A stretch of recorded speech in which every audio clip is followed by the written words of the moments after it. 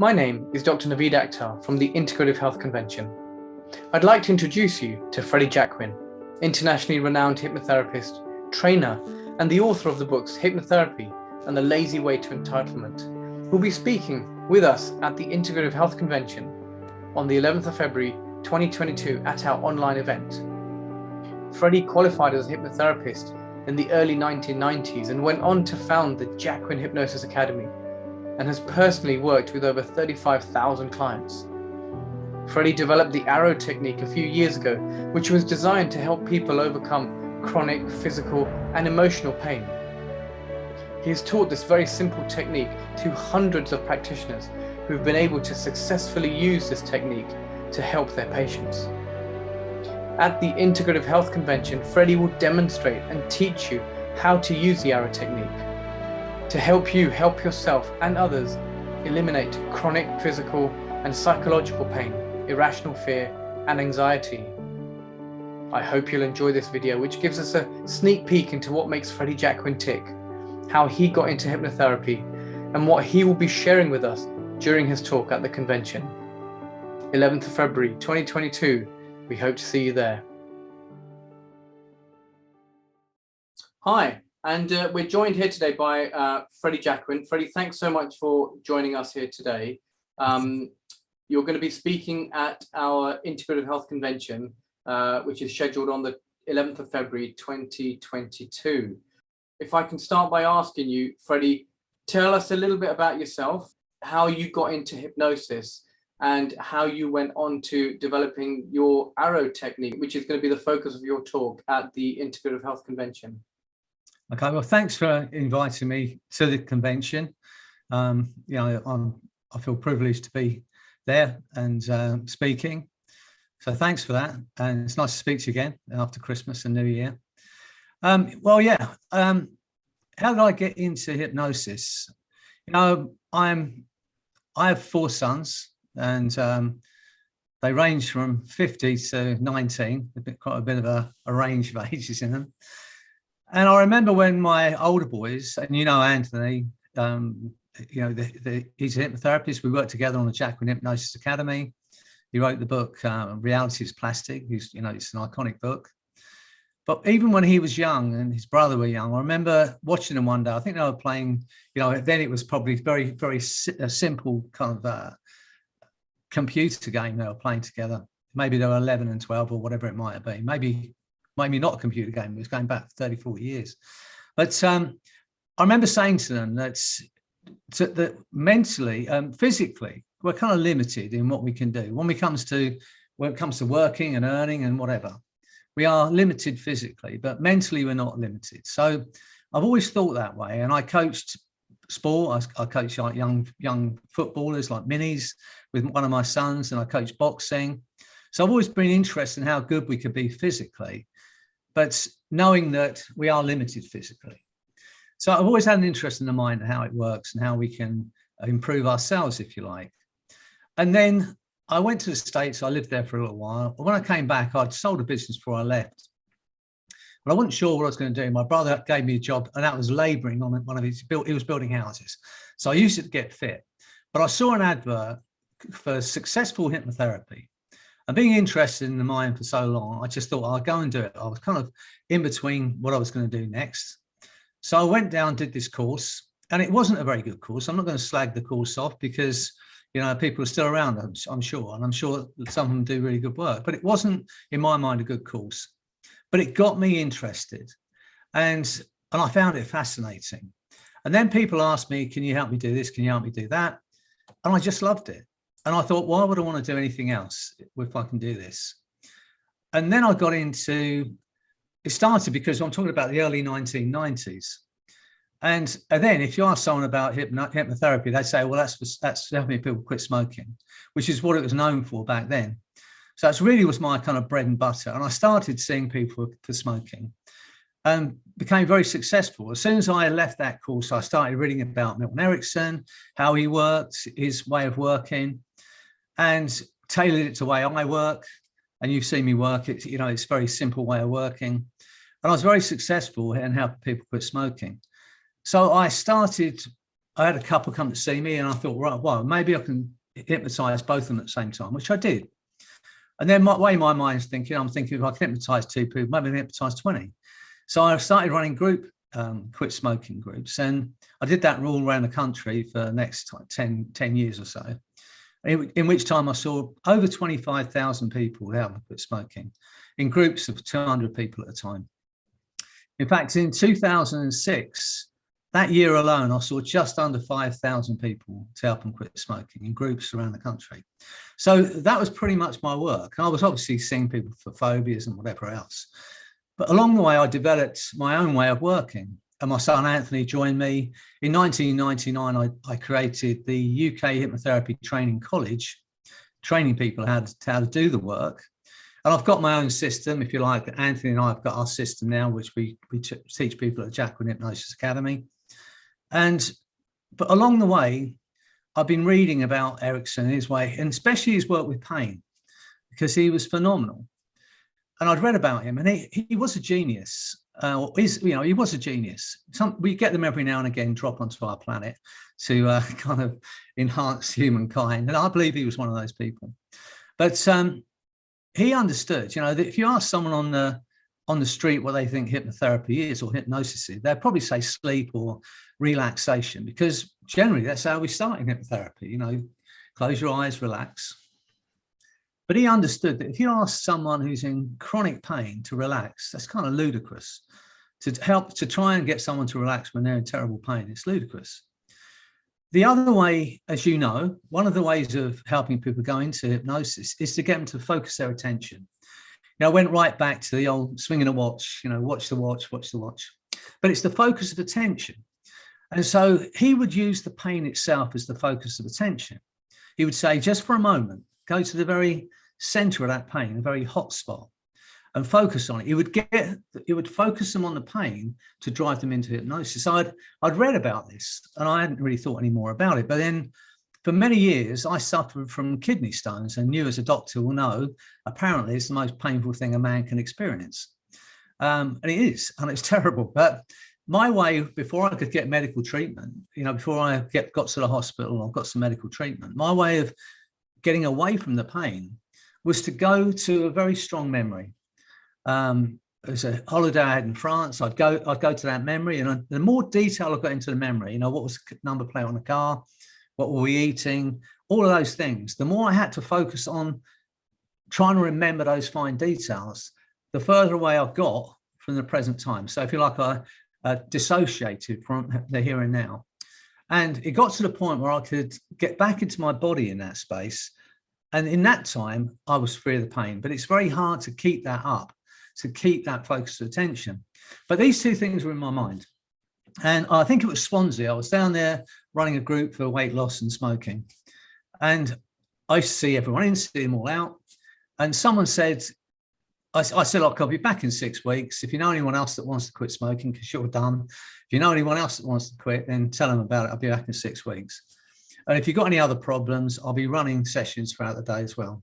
So a lady put her hand up. She said, can you do anything for pain? And I said, yes. And to be honest with you, I hadn't actually done anything at that point in time. But I'd had these two things in my mind, how I could use Eric's idea about focus of attention and my idea about dissociation. So I said, yes. I said, but don't wait 6 weeks. I said, if you wait around till everyone's gone, I'll help you. So there's another lady there, and she's only in her 30s, but she was on crutches. She said, can I stay? I said, of course. So anyway, saw everyone out. Then we sat these two ladies down. There might have been 4 or 5 people in the room. And I hypnotized them. And I ran what we now call the arrow. I didn't even have a name for it then. So the first lady who was on crutches, she came out of hypnosis. It's only 5 or 10 minutes. And I looked at her and I said, where's the pain gone now? And she looked at me and she said, I haven't got any pain. So with that, the other lady opened her eyes and she starts crying. And I said, are you all right? She said, yeah. She said, well, I've been in pain for 9 years, so I haven't got any pain. And she was like kind of crying tears of joy. So the lady with the crutches stands up. She said, I can walk without my crutches. I said, look, I'm not a medical doctor. I said, but so she said, well, hold my crutches. So she, the length of a crutch, I don't know what that is, but she held it out and she started walking to me really tentatively. So I said, "Are you all right? You're in pain?" She said, "No, I haven't got any pain." She said, "But I haven't walked without crutches for 12 years. So she said, "I've got an MRI scan coming up. Do you think I ought to have it?" I said, "Absolutely." I said, "It'd be nice to walk in out without any pain." She said, "I will." And I swear, she put her crutches under her arm and she walked out this conference, took her little boy, had a little boy there, he's 4 years old. And she took his hand and she walked out this conference room without the crutches. And I didn't know I could do that, Naveed. I didn't know that I just acted as if it was going to happen. And of course, that's, you see me work, that's how I act all the time. I assume it's going to happen because I believe that's a big part of creating that understanding, giving them that piece of hope. So that was the first time I'd done it, and we didn't have a name for it. And when Anthony and I were traveling all over the world teaching our system, we tagged the arrow. I say didn't have a name then. The swish, I think someone called it a swoosh or something. But anyway, we tagged it on as the last thing on our training. And to be honest, Anthony used to leave the room because he kept thinking, don't say you'll have no more pain, because one day someone's going to go, "I've got my pain." But over the years, he realized that it kind of works every time. So we've been teaching it ever since. And now, as you know, it's out as an app. It's called the PainkillR App, which you can download. People can download. It's free. And as you know, all we want to do is get people to use it and share it. Let's see how many people we can help out of pain.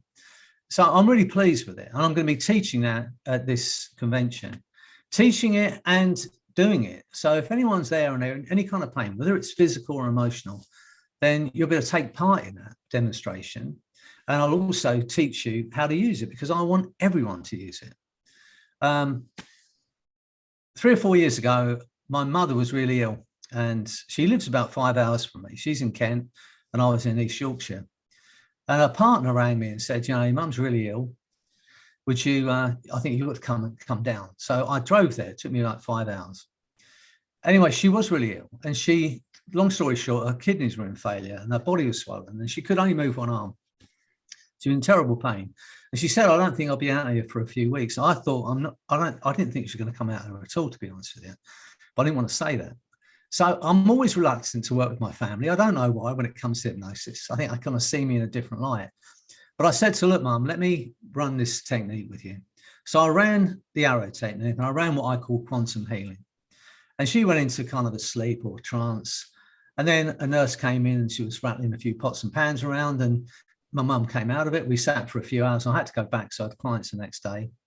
But the next morning, her partner rang me. He said, "Just to tell you, your mum's out of bed." Now, this is a woman that couldn't move. She was being bed bathed. She could only move one arm. So she's out of bed and she's out of pain. She's in the shower. And you'd have to see how ill she was the day before to kind of see how miraculous that was. And I made a decision then, Naveed, that I'm never going to charge anyone helping out of physical pain. It was one of those moments of, if someone could have done that for my mum, I'd have been so pleased. I'm not going to charge anyone else. As you know, I've been running these pain groups, free pain groups every month. And I haven't charged anyone since. I teach people, obviously people have got businesses, hypnotherapy business, and it's free for them to do what they want to do. But it's just the most wonderful thing. And because you're a doctor, I don't think there is anything better that we can do as a human being to help someone else out of pain. And although this started as a kind of chronic pain technique, Anthony and I pretty soon realized if you can help someone out of chronic pain, physical pain, then we must be able to help them out of emotional pain.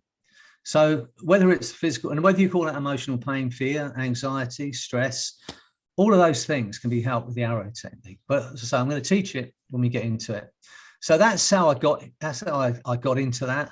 So as you can see, I'm passionate about it. I've been doing it for a long time, but I never get fed up with talking about it. And as I say, starting me up is one thing, shutting me up is another thing. So I don't know how much time we got into this interview.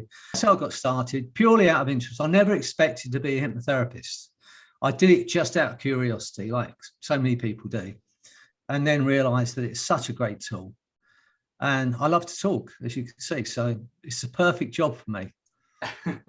And you're absolutely right. It's such a wonderful tool. And one of the aims of the convention is to highlight, experts like yourself to the wider world, to, people who haven't had exposure to hypnosis. And you know, the story you tell about that lady with the crutches and miraculously after just a couple of minutes the pain was gone. Well, it's very difficult to often, you know, share stories like that to people because they often don't believe it's true. But you know, we've known each other for a few years now, Freddie, and you know, having taught me the arrow technique a couple of years ago, and I've actually used it in my own practice, I can testify that actually I've seen patients who've had similar reactions and eliminations of pain, you know, virtually gone. And it's been astounding how incredible the technique works and how simple it actually is. And we really hope that you know, when you share this with the people at the convention, that actually they'll go away and take it away with them and start using it on their patients and their clients and their friends.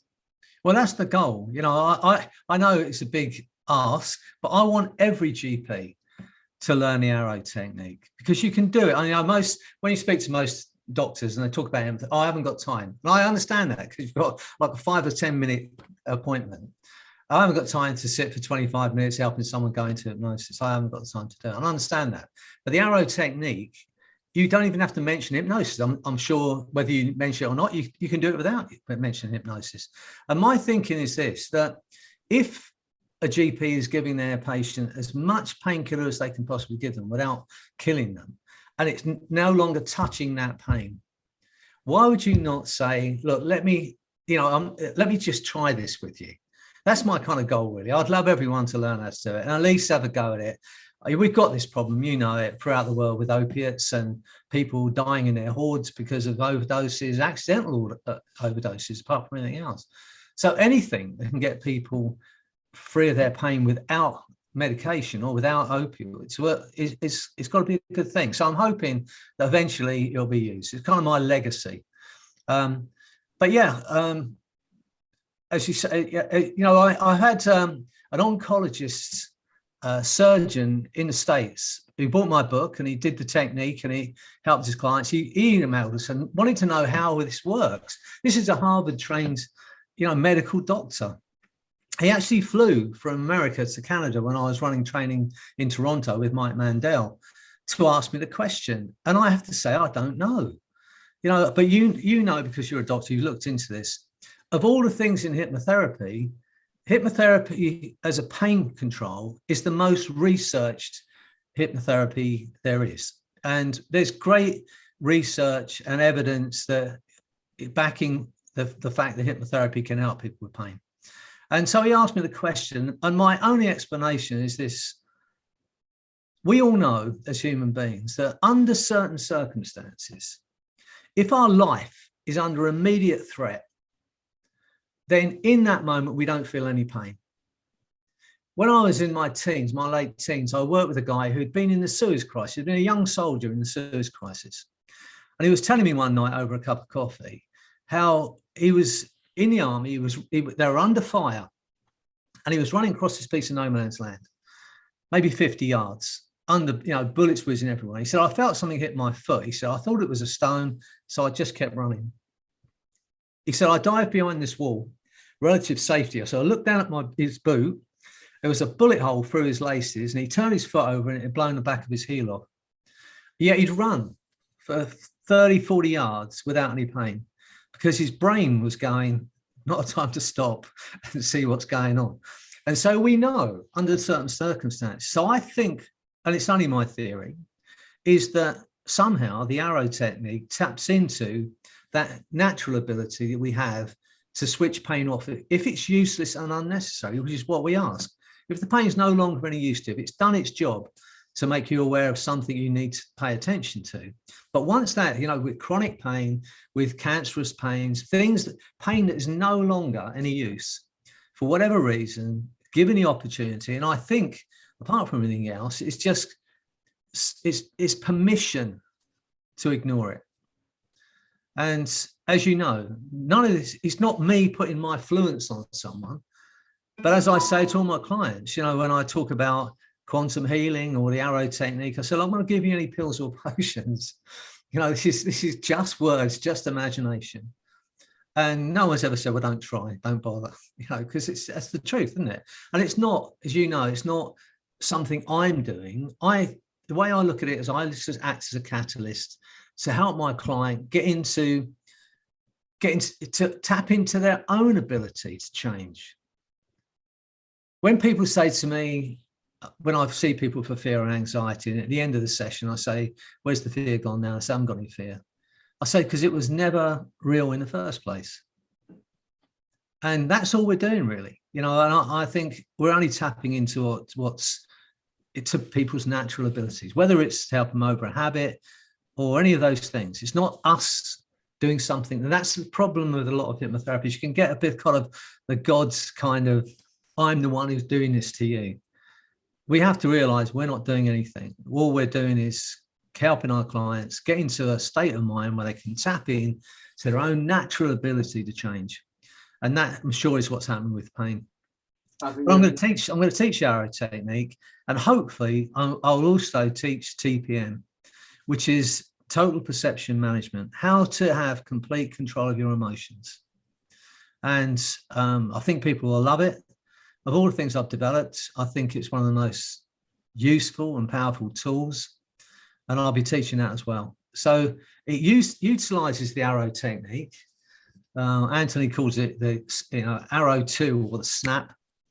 But I think, that's to be able to recognize when we're in a